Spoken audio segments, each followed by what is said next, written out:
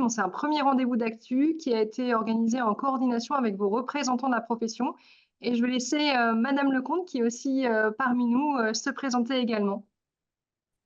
Bonjour, je suis Nathalie Lecomte, je suis infirmière libérale personnellement depuis 31 ans.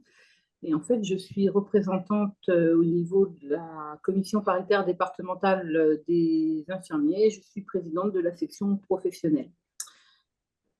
Voilà, en gros pour la présentation. Et le webinaire que nous avons, enfin que la CPM a organisé, est aussi à notre demande en termes d'organisation et d'information, en fait, à titre plus informatif, parce qu'on se rend compte quand même que notre profession est très complexe, très, très, très réglementée, et que tout le monde n'a pas forcément accès à toutes les informations, ou ne les comprend pas forcément parfaitement. Donc, on a demandé, on a discuté avec la CPM, et on en est arrivé à organiser cette réunion. Donc, voilà, j'espère que tout le monde y trouvera son compte.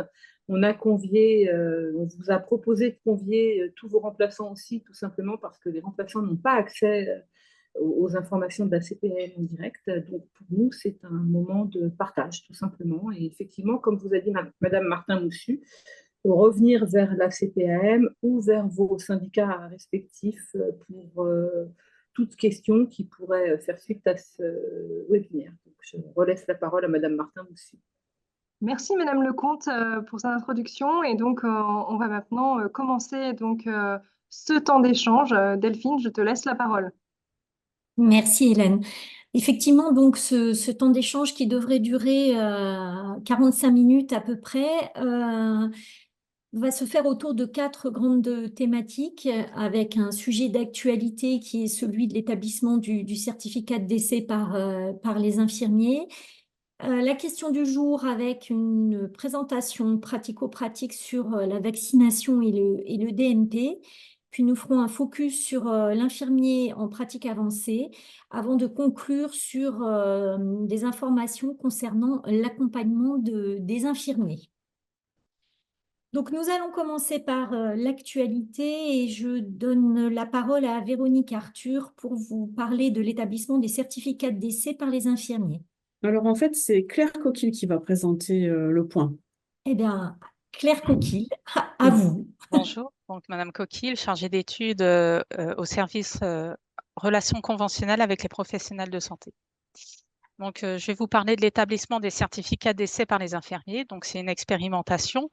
L'objectif, c'est d'évaluer la faisabilité et l'acceptabilité par les infirmiers d'établir ces certificats d'essai, ainsi que les conséquences sur l'amélioration des délais de certification et sur la qualité des données renseignées dans ces certificats.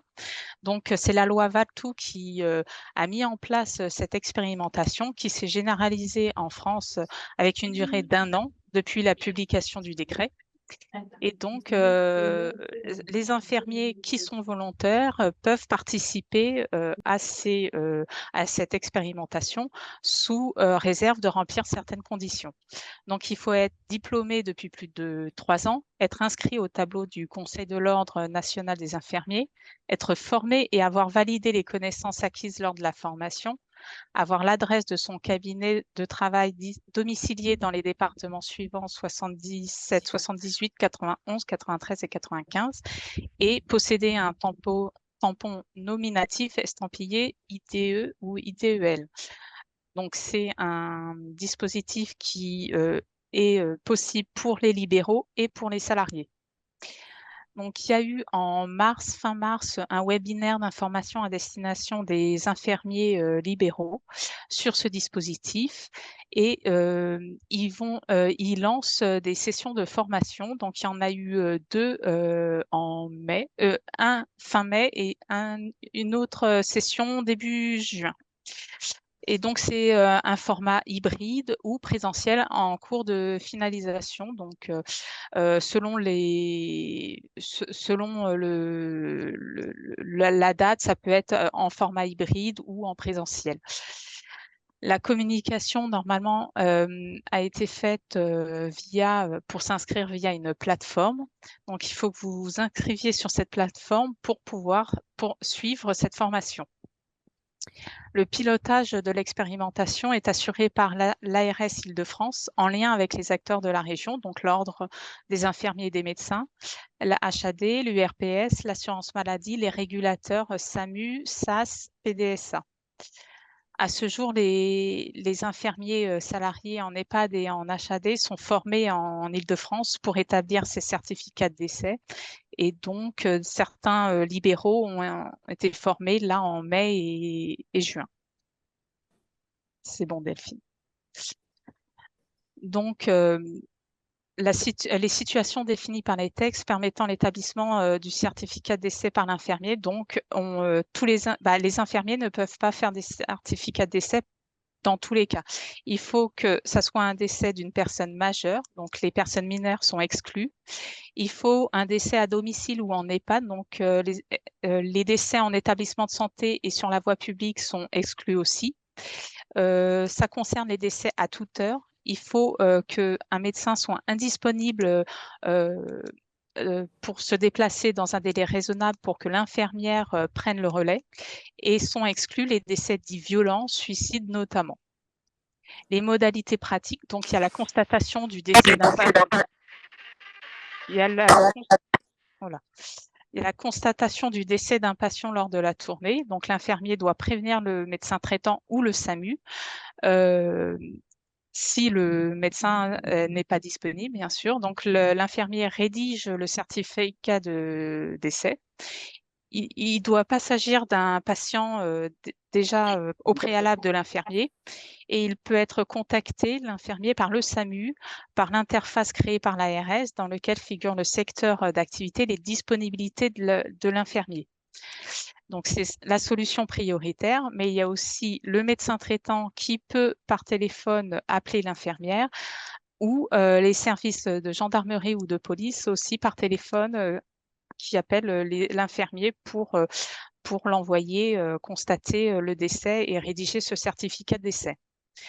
L'infirmier libéral a toujours la possibilité d'accepter ou non de rédiger le certificat de décès. Et donc, concernant la facturation, l'établissement du certificat est valorisé à hauteur de 54 € dans les cas suivants. Donc, la nuit entre 20h et 8h, le samedi, dimanche, jour férié de 8h à 20h, de 8h à 20h le lundi lorsqu'il précède un jour férié, le vendredi et le samedi lorsqu'ils suivent un jour férié, et de 8h à 20h dans les ZIP du zonage médecin. Ce même certificat est valorisé à hauteur de 40 € dans tous les autres cas, c'est-à-dire en journée de 8h à 20h dans une zone ZAC, qu'on appelle ZAC. Il n'y a pas de majoration ni les indemnités kilométriques ne sont pas facturables. L'infirmier libéral doit télécharger sur le site de l'assurance maladie le formulaire à compléter et le transmettre à sa caisse de rattachement, quelle que soit la caisse d'affiliation de la personne décédée. Et les sollicitations par le SAMU débuteront à partir du moment où les campagnes de formation en présentiel seront toutes terminées pour un même département. Donc là, pour le moment, voilà, c'est toujours en cours. Est-ce que vous avez des questions?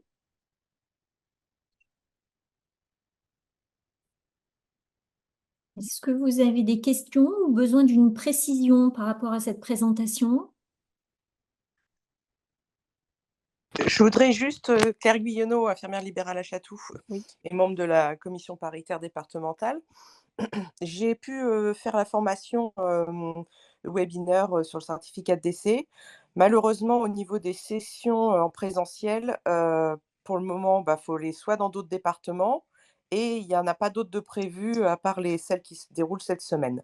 Donc, à savoir, est-ce qu'il y aura d'autres sessions prévues à la rentrée? Voilà. Donc, c'est l'ARS qui met en place ces formations, mais on va se renseigner auprès de l'ARS et on vous donnera les prochaines dates de formation en présentiel dans les Yvelines.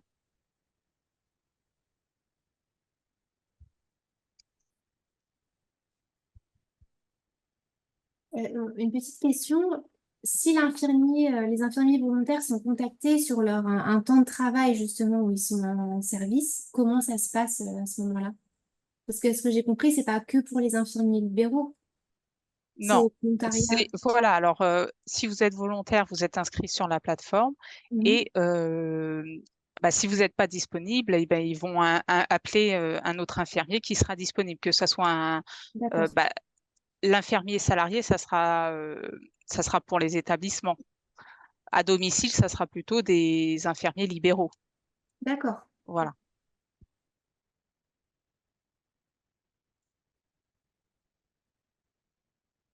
Est-ce qu'il y a d'autres questions?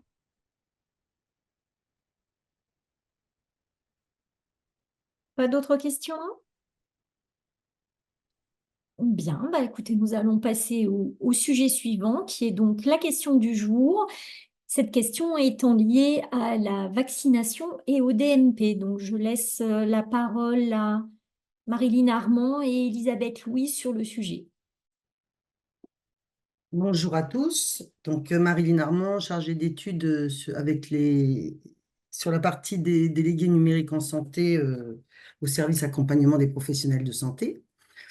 Donc, aujourd'hui, enfin depuis maintenant bien 2 ans, nous avons tous un espace santé qui est le carnet numérique du patient, dans lequel il y a le dossier médical, une messagerie de santé sécurisée, la messagerie citoyenne, un catalogue d'applications et un agenda médical qui a pour vocation à vous rappeler, à vous faire des rappels personnalisés, par exemple pour les vaccinations et les dépistages.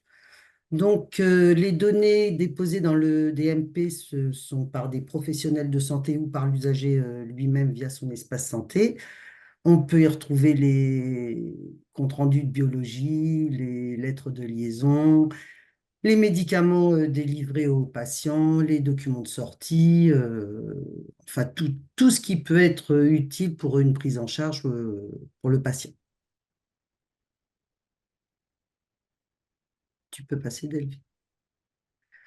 Donc, pour activer le profil de mon espace santé si vous avez des enfants, pour activer le profil de mon espace santé d'un enfant, vous devez vous connecter sur mon espace santé, générer un code provisoire et ensuite le profil de l'enfant apparaîtra et vous pourrez donc l'activer. Vous avez possibilité de ne l'activer que pour votre enfant si vous ne souhaitez pas vous activer pour votre propre personne. Donc, on peut retrouver dans mon espace santé les vaccinations qui sont renseignées par les professionnels de santé depuis leur logiciel métier ou sur le site du web DMP, et par l'usager qui peut aller compléter ses vaccinations dans son profil médical, dans son espace santé. Donc, enfin, on va vous le dire après, mais les vaccinations sont validées par les professionnels de santé. Donc, je laisse la parole à Elisabeth. Oui, bonjour à tous, Elisabeth Louis. Donc, je suis déléguée du numérique en santé. Alors, donc, comment ajouter une vaccination dans mon espace santé en tant que professionnel de santé? Alors, demain, la saisie de la vaccination pourra être faite directement dans les logiciels métiers, référencés Ségur de certains professionnels de santé. C'est déjà possible aujourd'hui dans les officines et ça le sera demain pour les médecins libéraux et également les infirmiers. Actuellement, donc quand ce n'est pas possible, par l'intermédiaire des logiciels, et vous passez par le biais du site web DMP.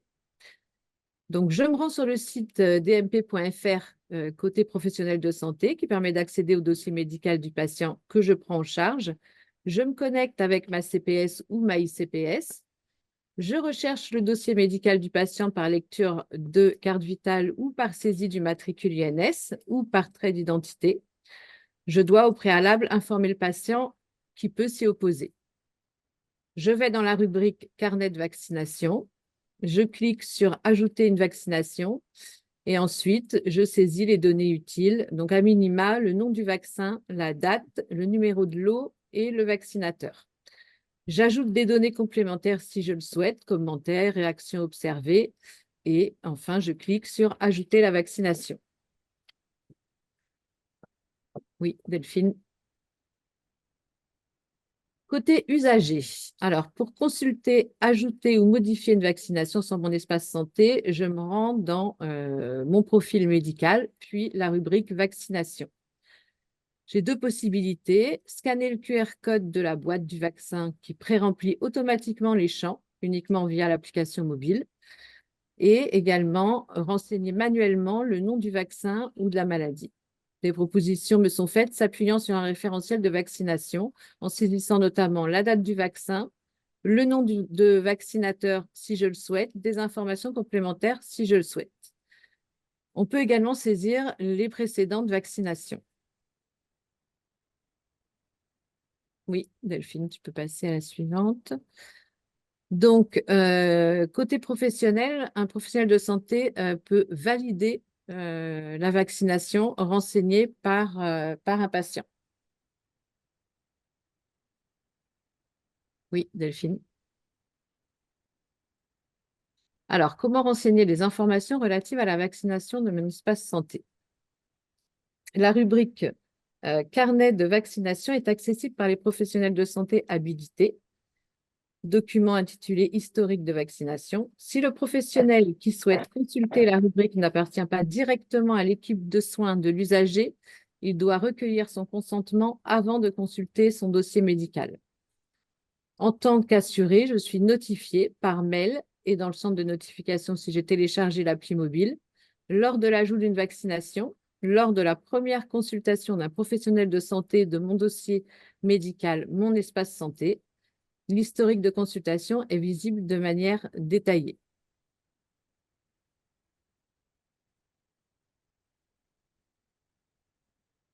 Dans mon espace santé, donc en tant qu'assuré, je suis informée de toutes les vaccinations obligatoires ou recommandées à faire suivant mon âge.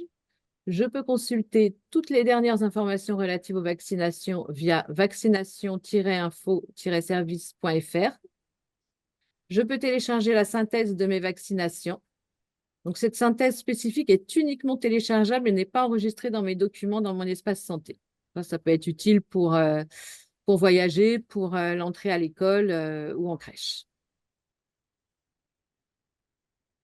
Merci Elisabeth. Je t'en prie. Est-ce que vous avez des questions ou une réaction par rapport à cette présentation? Merci Marilyn également. Nathalie Lecomte, moi j'aurais une question concernant la première slide que vous avez passée, où vous nous dites tout simplement que le patient peut lui-même noter ses vaccinations dans son DMP. Oui. Est-ce que vous n'avez pas peur que les gens notent des vaccins qu'ils ne font pas? C'est pour ça que le but, c'est que ce soit validé par un professionnel de santé. Ben, parce qu'il y a un Il peut risque les quand inscrire. même. Ça nous arrive d'avoir des patients qui arrivent avec leur carnet de santé où ils ont noté des vaccins. Quand vous creusez un peu, le vaccin, ils ne l'ont pas fait, quoi. Ils l'ont écrit parce qu'ils avaient besoin, parce qu'ils en avaient besoin pour des problèmes, pour de l'administratif, mais la vaccination, elle n'est pas faite, quoi. C'est pour ça que ça doit vraiment être validé par un professionnel de santé. S'il n'y a pas le statut validé, vous verrez tout de suite, Madame Lecomte, vous verrez tout de suite, en fait, sur le carnet de vaccination du DMP, si ça a été validé par un professionnel de santé ou pas. Mais c'est vrai qu'il faut inviter les assurés à le faire valider. Oui, c'est quand même peut-être judicieux, effectivement, de préciser aux patients que ce serait bien que ce soit réellement validé par un professionnel qui a fait l'acte, quoi, parce que autrement, c'est la porte ouverte aux dérives. Oui, oui, c'est vrai. Elisabeth, j'ai une question pour vous dans le chat. Est-ce une obligation légale de remplir le DMP? Non. Non, ce n'est pas une obligation légale de remplir le DMP. C'est très, très conseillé. Et il y a des documents obligatoires à alimenter, mais pas les vaccinations encore, en tout cas. Mais en revanche, il y a bien une incitation très forte donc, à alimenter le dossier médical partagé, parce qu'en fait, mon espace santé étant le carnet numérique en fait, du patient, bah, le fait de l'alimenter permet à la fois aux professionnels de santé et au cercle de soins du patient bah, d'avoir connaissance des éléments du parcours de soins et à la fois pour le patient aussi d'avoir une vision aussi d'ensemble. Donc, il est un peu à la fois nécessaire de l'alimenter et aussi de le consulter parce que d'autres professionnels de santé également l'alimentent. Mais nous, on fait des actions en tant que délégué numérique en santé sur les Yvelines, là, en ce moment, justement, pour inciter tous les professionnels de santé à alimenter le plus possible, donc les médecins via les volets de synthèse médicaux, les pharmaciens aussi pour les vaccinations. Voilà, on a des actions régulièrement sur le territoire. En fait, je viens d'apprendre que certains peinent à se connecter, on n'a peut-être pas le son. Dans ce cas-là, je les invite à se signaler par mail à l'invitation pour qu'on puisse les aider à ce sujet-là.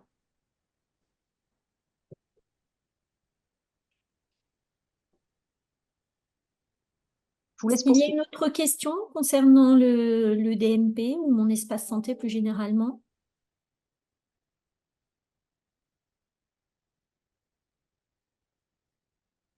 Non? Bien, ben, écoutez, nous allons poursuivre avec la rubrique envoyé spécial. Peut-être Delphine, peut-être dire aussi que Elisabeth, que vous voyez connectée parmi vous, est déléguée numérique en santé. Donc, si vous avez des questions complémentaires concernant le dossier médical partagé, mon espace santé, pas hésiter à vous adresser donc à votre délégué numérique en santé. Tout à fait. N'hésitez pas. Je fais de la pub pour vous, Elisabeth. Oui, merci Hélène. Delphine, je te laisse poursuivre. Oui, merci. Donc, notre rubrique envoyé spécial va être consacrée aujourd'hui à l'infirmier en pratique avancée. Donc, je laisse la parole à Véronique. Oui, bonjour, Véronique Arthur, je suis responsable du service des relations avec les professionnels de santé et donc je vais vous parler aujourd'hui de l'infirmière en pratique avancée. Donc, comme vous le savez, la possibilité d'un exercice en pratique avancée a été ouverte à l'ensemble des professions paramédicales par la loi de modernisation de notre système de santé de 2016. Et les textes réglementaires la réservent aujourd'hui uniquement à votre profession, donc aux seuls infirmiers. Le métier d'IPA, il vise à faciliter l'accès aux soins en répartissant de manière différente la charge de travail entre les infirmiers et les médecins. Il permet également l'amélioration de la prise en charge des maladies chroniques sur une population qui est de plus en plus vieillissante et propose aux infirmiers des perspectives de carrière. Les IPA disposent des compétences élargies par rapport à celles de l'infirmier, donc vous avez des exemples à l'écran, et vos domaines d'intervention et vos activités sont définis dans le cadre du Code de la santé publique. Et vous réalisez donc également dans ce cadre-là une activité transversale de coordination et de concentration et de concertation avec l'équipe de soins qui est indispensable pour la prise en charge des patients. Et vous avez la possibilité d'exercer donc ce nouveau métier à titre exclusif ou bien dans le cadre d'une activité mixte. Donc, si tu veux bien passer, Delphine, merci. Sur les chiffres, voilà. Donc, il y avait des attentes qui étaient fortes sur la création de la profession d'IPA et le Ségur de la santé visait 3000 IPA formés et opérationnels en 2022 au niveau national. Et en août 2022, on avait seulement 131 IPA libéraux qui exerçaient au niveau national. Donc, comme on peut le constater, le déploiement des IPA est aujourd'hui insuffisant et loin de permettre de répondre aux nombreux défis qui ont justifié donc leur création, comme vous voyez dans les Yvelines. Alors, il y a une petite ambiguïté des derniers chiffres, ce n'est pas 8, mais 9. Alors, on va le prendre quand même. Donc, 9 IPA, 6 activités mixtes et 3 activités exclusives. Effectivement, donc on s'est posé des questions et on a essayé d'analyser pourquoi ce démarrage compliqué. Et on a donc recensé, isolé les freins au déploiement qui sont multiples. On a tout d'abord la réticence des médecins à confier des actes et des patients à des IPA. Alors, ou par méconnaissance, pourtant on communique beaucoup vers cette profession. Et également, il faut le dire, par crainte de concurrence. Il faut dire aussi que le modèle économique ne permet pas aux IPA de vivre de leur activité et qu'ils peuvent se retrouver donc en situation économique précaire, notamment lors d'exercices exclusifs. Il y a également toutes les conditions autour de la formation. Cette formation, elle est onéreuse. Elle est conçue avec un stage de 4 mois qui doit être encadré par un médecin et un infirmier. Et les étudiants nous font remonter qu'ils ont des difficultés pour trouver un stage. Donc, il faut savoir que le stage, il peut être suivi en cabinet libéral, mais également au sein des CPTS, des MSP, des centres de santé, ce qui pourra permettre un petit peu plus de choix pour pouvoir trouver ce stage. Et également comme frein, l'existence d'autres professionnels avec lesquels les médecins collaborent plus naturellement, notamment les infirmières azalées, qui est un dispositif qui est ancien, et également donc des assistants médicaux. Donc face à ce constat, un certain nombre de mesures ont été prises, notamment au travers de la loi RIST, qui a permis l'accès direct aux IPA sous certaines conditions, et un droit à la première prescription. Donc on attend toujours le décret d'application. L'avenant 9 a revu et assoupli les aides au démarrage. L'avenant 10 a instauré une aide à la formation. Et tout récemment, la nouvelle convention médicale qui est parue le 21 juin valorise au travers de forfaits qui correspond à un nombre de patients en fait, que le médecin adresserait aux IPA, donc une rémunération en fonction donc, de forfaits. Pour donner un exemple, moins de 10 patients orientés vers un IPA, la rémunération elle est à hauteur de 100 € et au-dessus de 100 patients à hauteur de 1 000 €. Cette rémunération elle est ouverte aussi bien aux médecins généralistes qu'aux médecins spécialistes. Donc, sur les aides proposées, deux types d'aides. L'aide tout d'abord à la formation.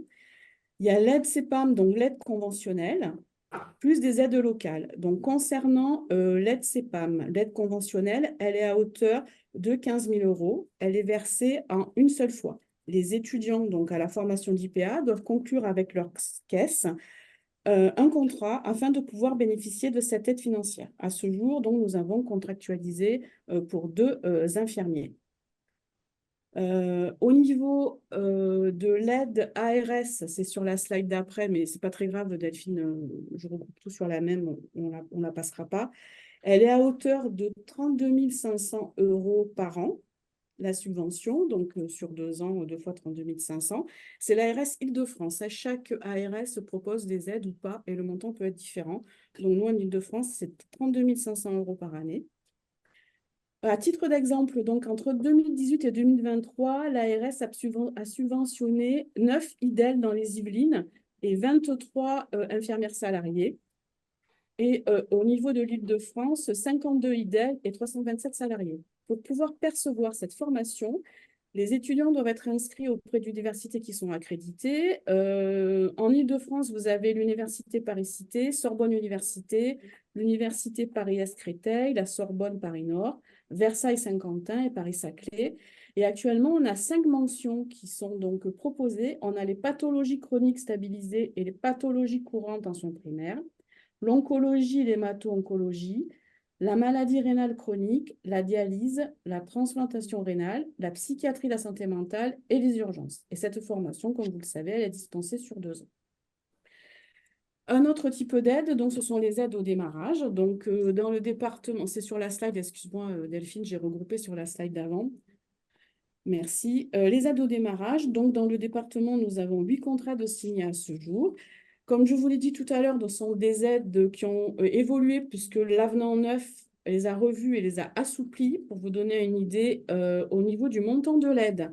Pour les IPA qui s'installent dans des zones sous-denses médicales, c'est-à-dire l'application du zonage médecin, qui sont des zones qualifiées de zones d'intervention prioritaire, le montant de l'aide est de 40 000 €, 30 000 € le mois suivant la signature et 10 000 € la deuxième année. Et pour les IPA qui s'installeraient dans des zones différentes, hors ZIP, le montant de l'aide est à hauteur de 27 000 €, 20 000 € dans le mois suivant la signature du contrat et 7 000 € la seconde année. S'ajoute à ça un bonus donc, dans les 2 options, zone ZIP ou pas, la possibilité de bénéficier d'une rémunération à hauteur de 200 € par mois pour l'accueil d'un stagiaire, donc en qualité donc, de maître de stage.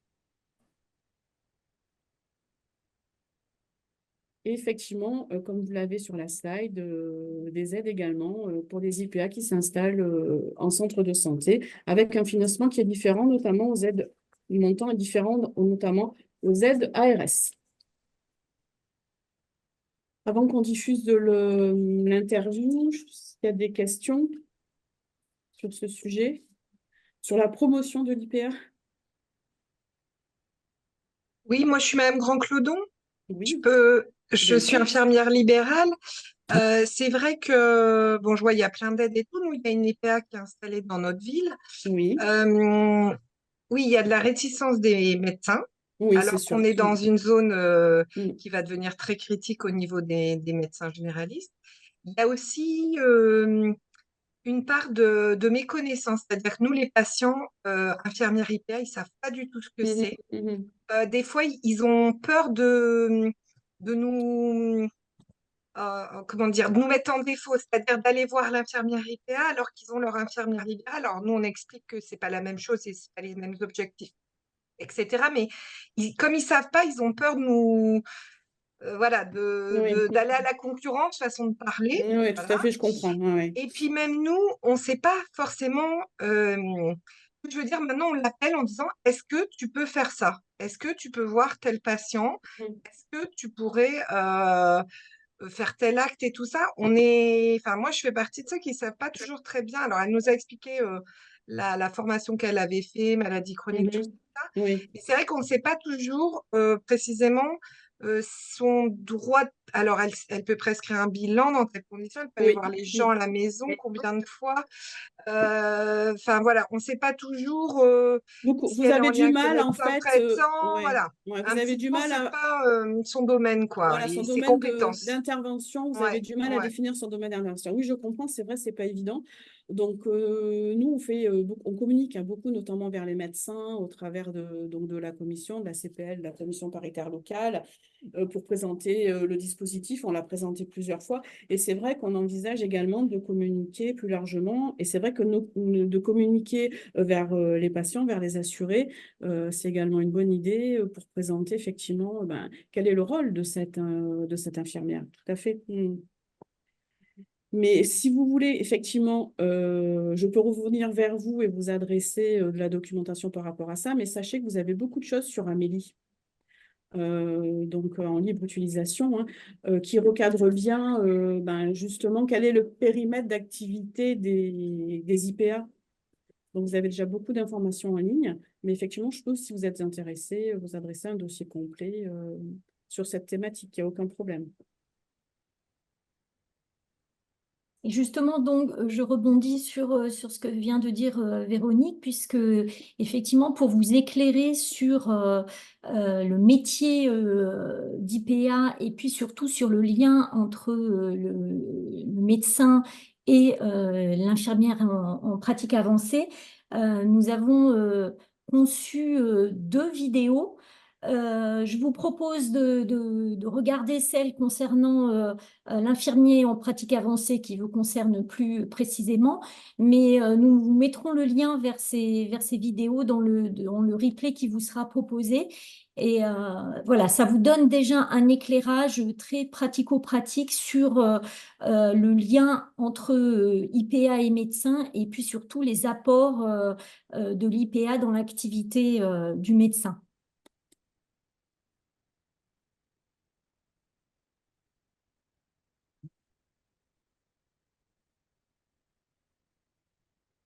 Excusez-moi, nous avons un petit souci. Ah, ça ne veut pas fonctionner.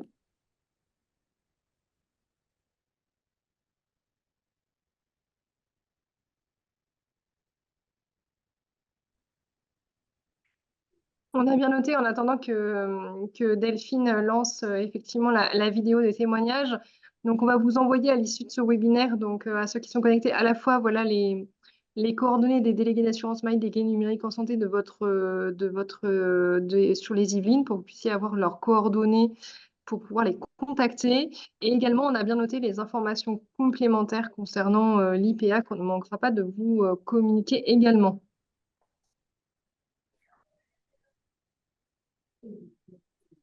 On va faire beaucoup plus simple. Nous allons faire comme ça.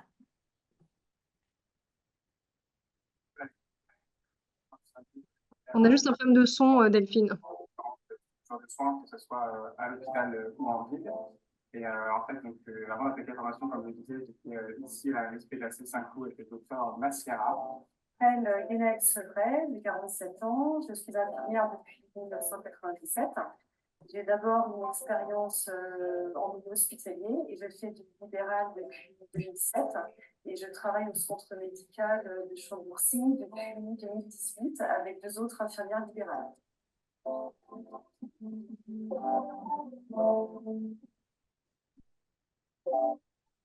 Alors, une IPA est une infirmière en pratique avancée.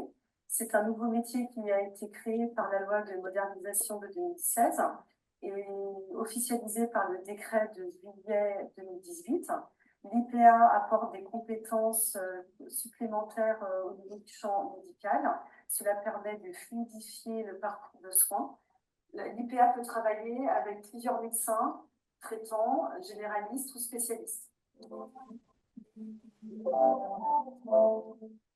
Les médecins ici, la création de ce nouveau diplôme vont vraiment beaucoup encourager pour intégrer ce cursus qui était assez novateur à l'époque, pour pouvoir présenter une nouvelle offre de soins aux patients qui était vraiment en demande face à la difficulté d'avoir des rendez-vous médicaux en fin de compte.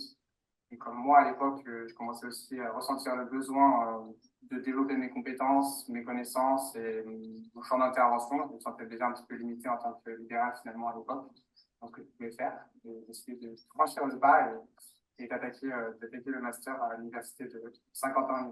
J'ai voulu devenir IPA par curiosité intellectuelle, augmenter en compétences et poursuivre mon cursus de formation universitaire. Donc, je voulais m'inscrire dans les nouvelles politiques de santé de demain.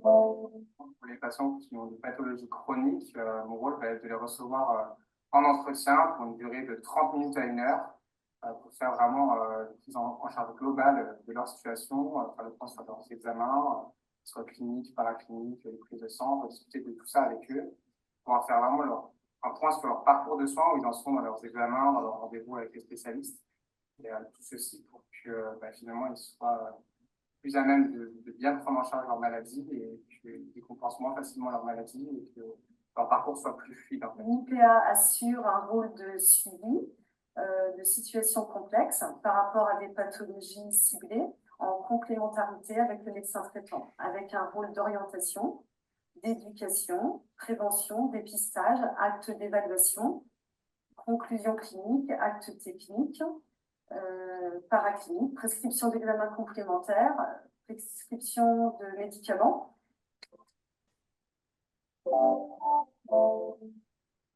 Par rapport au médecin généraliste, ça fait 9-10 ans d'études, donc il est formé à suivre absolument toutes les pathologies possibles et pour toutes les tranches d'âge possibles également. Nous, en tant qu'IPA, on est vraiment formé à la maladie chronique. Donc, dans le décret de compétences, on a un certain nombre de maladies qui sont listées. On peut par exemple parler du diabète, de l'asthme, de l'hypertension. Et pour cette liste de pathologies, on est à même de faire le suivi en partenariat avec le médecin. Alors, pour devenir IPA, il faut le diplôme d'état infirmier avec une expérience minimum de 3 ans qui requise. Ensuite, il faut demander un dossier aux facultés de médecine. Et la formation se passe en 2 ans. Une première année de tronc commun et une deuxième année où on choisit des mentions. Donc moi, en l'occurrence, c'est la mention pathologie chronique stabilisée, prévention et polypathologie courante au centre primaire. Mais il y a aussi la mention néphrodialyse, la mention oncologie, hématologie et la mention psychiatrie. À la rentrée 2022, une nouvelle mention a été créée, ce sera la mention urgence. Donc, les mentions développent petit à petit en fonction des besoins et du contexte dans lequel on est en France. Et pour être IPA, il faut avoir une personnalité assez dynamique. Il faut avoir le sens du relationnel et de l'écoute auprès des patients. De réduire la charge de travail auprès des médecins traitants par rapport à des pathologies ciblées. Ça ne vient pas se substituer du tout à la consultation médicale, c'est simplement un plus dans le parcours du patient, une opportunité de rendez-vous en plus pour mieux structurer le parcours et améliorer l'offre de soins en fin de compte. Il y a un retour très positif de la part des patients. Globalement, ils sont très heureux d'avoir une possibilité de rendez-vous en plus. Ils sont très heureux qu'on puisse prendre davantage de temps que d'habitude pour eux, parce que malheureusement, les médecins traitants ils sont confrontés au flux des pathologies aiguës, des décompensations et des urgences. Donc, ils ont 15-20 minutes pour voir les patients. Ils ne peuvent pas prendre une heure comme nous, on le fait. Et voilà, on prend le temps de parler de l'activité physique, de comment ils mangent, de tout ce qui va à côté, s'il y a un accompagnement familial pour eux. On essaie d'être le plus large possible pour les remettre au bon endroit et acteurs dans leur maladie. Quand une IPA s'installe, il est important d'informer donc les patients, les professionnels de santé, les pharmaciens pour les informer de ce nouveau métier, qu'est-ce qu'elles ont le droit de prescrire, le renouvellement, informer les praticiens de la ville où elles exercent et le laboratoire, en fait, tous les professionnels de santé du territoire où elles exercent.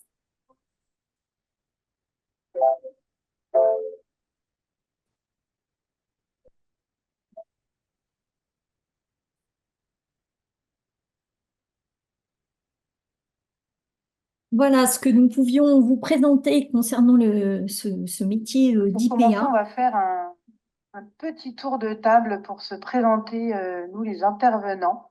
Je vais laisser la parole à Camille et Anne. Est-ce que vous arrivez à connecter vos micros? Bonjour, donc moi je suis Anne Dubois, une des 2 sages-femmes coordinatrices du réseau périnatal des Yvelines, MIPA. Et moi je suis la seconde sage-femme coordinatrice du réseau périnatal.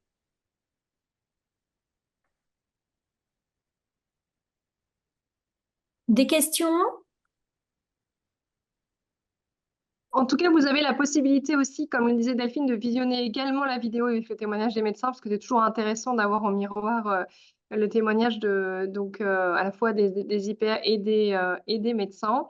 Et aussi pour ceux qui demandaient effectivement s'il y avait des IPA installés, vous pouvez également, vous avez en visu 2 infirmiers en pratique avancée installés dans les Yvelines, que vous pouvez, le cas échéant, qu'on peut aussi vous mettre en lien pour justement échanger sur le métier. Je te laisse poursuivre, Delphine. Merci. Donc, nous allons passer au dernier sujet de ce rendez-vous d'actualité avec l'actu du territoire. Et nous allons faire un focus sur l'accompagnement des infirmiers. Donc, je laisse la parole à Sébastien. Oui, bonjour. Je vais peut-être prendre effectivement la première partie et je laisserai la parole. Je crois que c'est Madame Charrier qui est là pour le LSM. Tout à fait. Donc, je suis Sébastien Roblé, je suis responsable du département soins de ville à la FEM des Yvelines. Ce qu'on souhaitait, c'était vous présenter un petit peu le parcours type d'accompagnement sur la première année d'installation d'une IDL. Alors, ce que vous pouvez constater, c'est qu'il y a une partie de ce parcours type qui est déjà mis en œuvre et une autre partie qui est encore en projet. Sur ce qui est déjà mis en œuvre, donc, il y a évidemment le rendez-vous d'installation qui existe déjà. Comme vous pouvez voir, il y a un contrôle pédagogique de la facturation qui est divisé en 2 parties. Donc un premier contrôle qui est effectué vraiment au tout début de l'activité sur les premières factures. Ce qu'on va contrôler, c'est les 50 premières factures. Alors on essaie de contrôler les 50 premières. Parfois, il peut y avoir un sujet en termes de nombre de factures qu'on va recevoir. La facturation ne va pas forcément être régulière, mais on essaie vraiment de contrôler les 50 premières factures. Et le grand changement qu'il y a eu au niveau de la CPAM des Yvelines par rapport à ce qui se faisait avant, c'est que depuis fin 2023, ce contrôle s'effectue a priori sur les flux, ce qui signifie concrètement que lorsqu'une anomalie est détectée sur une ou plusieurs de ces 50 factures, le flux est rejeté avec une explication et une possibilité de contacter les services de la CPAM pour des précisions si nécessaire. Auparavant, le flux était réglé et le contrôle se faisait a posteriori avec une créance, ce qui était, je pense, un petit peu moins pratique pour la profession. Donc, il y a ce contrôle, on va dire, a priori, sur les 50 premières factures, et il y a un second contrôle qui est effectué à l'issue de la première année de facturation, là qui cible pas l'intégralité des nouvelles installées ou des nouveaux installés, parce que je précise qu'effectivement le premier contrôle concerne tous les nouveaux installés, tandis que le second contrôle, qui est lui donc réalisé à 1 an, il ne concerne que les 25%, donc le quart de la profession, pour lequel on a constaté le plus d'anomalies en montant. Je précise qu'on travaille en montant et pas en nombre d'anomalies, parce qu'effectivement, un nombre important d'anomalies, mais avec des petits montants, c'est moins un sujet que des anomalies avec des montants importants. Et là, on travaille de la même manière. On va contrôler 50 factures sur 6 risques majeurs. Alors, c'est ce qui est indiqué dans la slide, sans rentrer forcément dans les détails. On va notamment cibler, par exemple, les majorations ou ce type d'actes. Voilà, je pense que je pouvais vous dire sur cette partie-là. Peut-être laisser la parole à l'ELSM. Oui. Donc, bonjour, je suis Madame Charrier, donc je suis infirmière au service médical.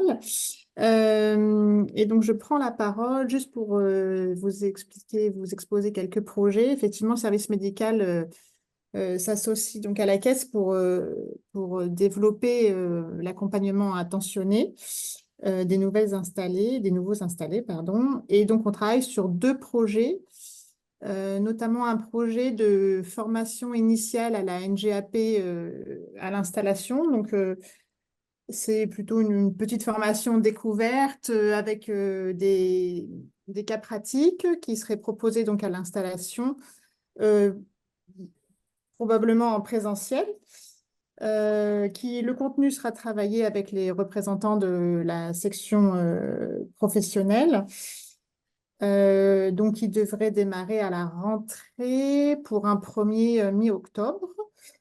Et donc, quoi vous dire? Ben voilà, ce serait essentiellement reprendre les bases de la NGAP, faire quelques cas pratiques pour voilà, à partir sur de bonnes bases. Et puis, le deuxième projet serait donc un accompagnement à 3 mois en cas si les facturations sont déviantes. Et là, ça serait plutôt un entretien confraternel individuel qui reprendrait ensemble les anomalies et qui permettrait voilà, de reprendre les facturations, d'expliquer les anomalies et éventuellement de refaire un point pédagogique sur ces facturations. Voilà pour ce qui est du service médical. Je ne sais pas si vous avez des questions.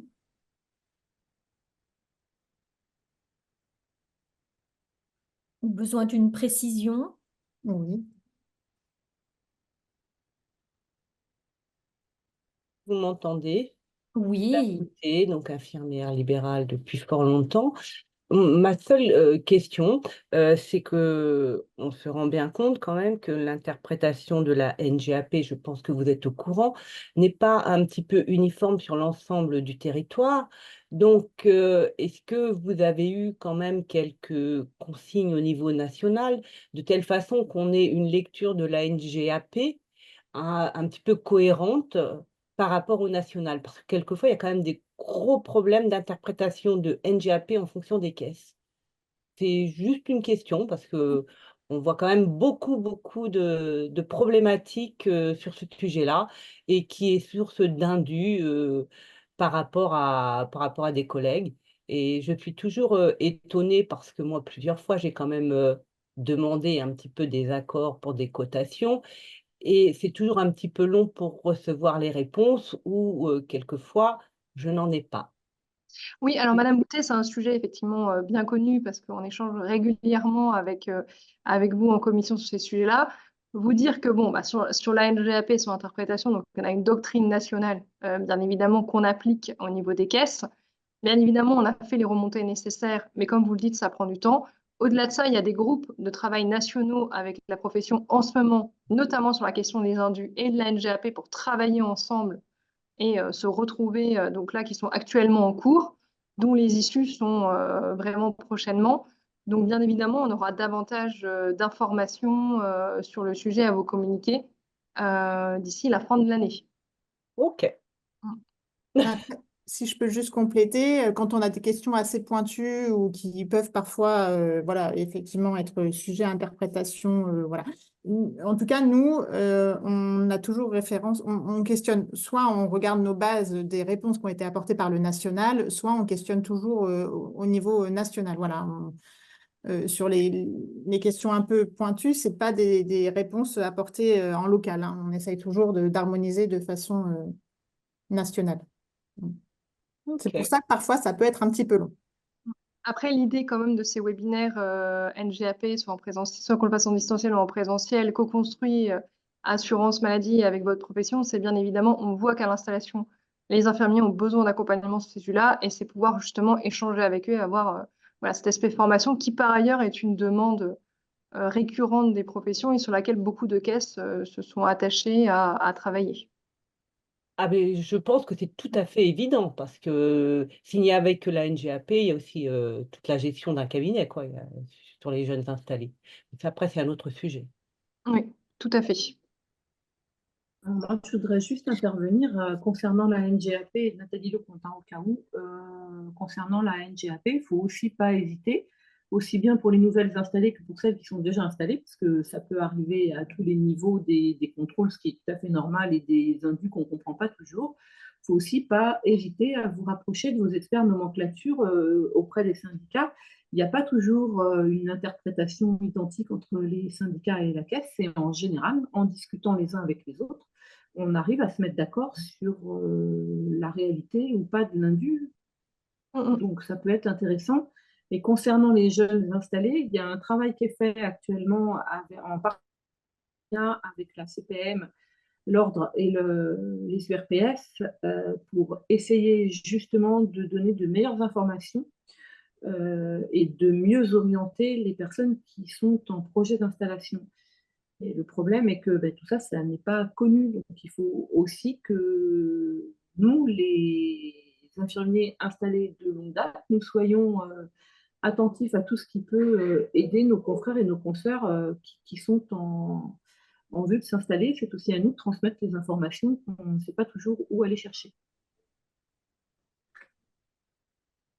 Oui, tout à fait. Pour rebondir sur ce que vous dites, Madame Lecomte, c'est un chantier en cours ensemble. Et donc, voilà, justement, pour améliorer effectivement globalement l'accompagnement à l'installation, et ce, dès le projet d'installation, donc pour les PLAI. Et c'est vrai, pour rebondir sur ce projet qu'on a initié, vous avez quand même la profession, les infirmiers du département, un rôle à jouer parce qu'effectivement, nous, c'est pas très attractif. On a énormément de difficultés à obtenir des rendez-vous, notamment pour les premières interventions, et c'est dommage, puisqu'effectivement, c'est le premier contact avec la caisse, avec tout le côté administratif, tout le côté nomenclature, tout ce qui peut être dit. Et effectivement, vous allez les accueillir au sein de vos cabinets, ces nouveaux installés. Donc aussi à vous de passer le message et que le passage par l'entretien d'installation CEPAM se fasse naturellement et souvent, et le plus souvent possible, pour ne pas dire tout le temps, quoi. C'est vrai que c'est très important. Et là, vous avez vraiment un rôle également à jouer. C'est ça.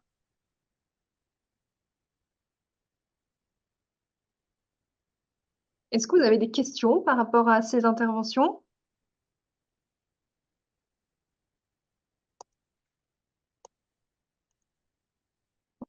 On arrive à la fin de ce webinaire. Delphine, je te laisse poursuivre pour la petite évaluation.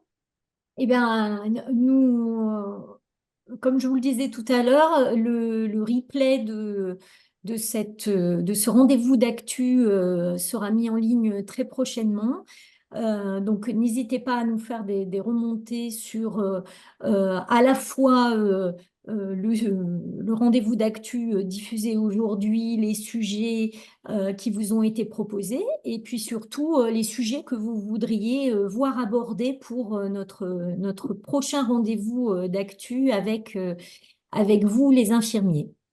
Est-ce que vous pouvez nous dire là, dans le chat ce que vous avez pensé de ce webinaire?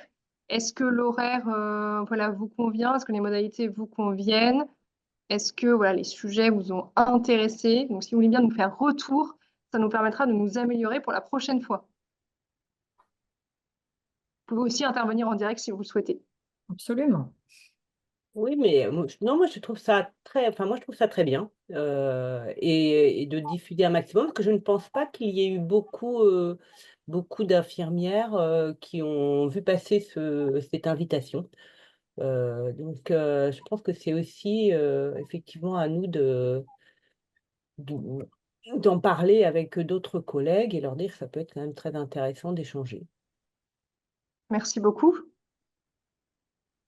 Moi, je suis infirmière libérale à Saint-Germain-en-Laye. Bonjour à tous. Oui, j'ai trouvé ce webinaire intéressant. Je trouve que ça donne en plus un lien un petit peu avec tout le monde, ce qui est bien. Il y a des temps d'échange. Bon, je pense qu'on a été un peu timide cette fois-ci, mais la prochaine fois, on le sera sûrement moins. Voilà, je pense que c'est un très bon début et je pense que c'est prometteur. Merci pour votre retour.